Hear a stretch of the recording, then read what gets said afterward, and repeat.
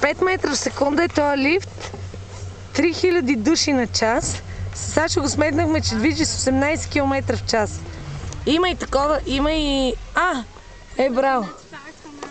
Това не моля така да го кажем. Да го затворим, ама няма смисъл. И е с такова, с заключалка отпред. Да.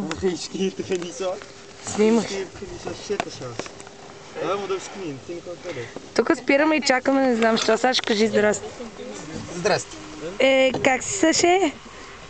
Тук добре ли? Хубаво ли? По-добре не може да. Така. Определено. А Давос?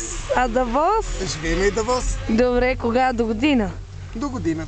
И викаш тази година да поработиме малко, освен всичко друго. Да изкараме и за Давос. Да.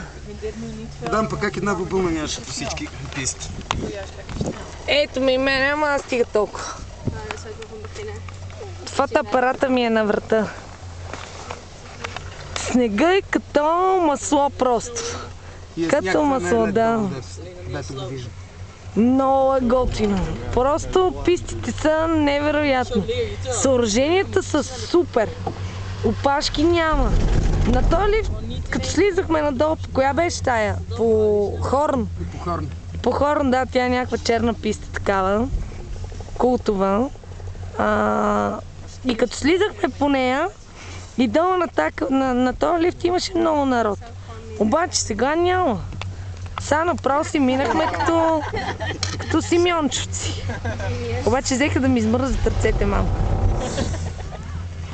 Чакай да минат тия борове и спирам да снимам, защото много ми стана студено на ръцете.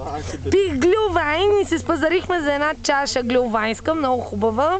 Сега ще веднага ми я спазари. И накрая ми казаха, Данке, какво? Шецхен. Съкровище. Съкровищен ценце, така. Аз си мислих тук, че някой връх ще има. Ще видиме. Тук са само върхове.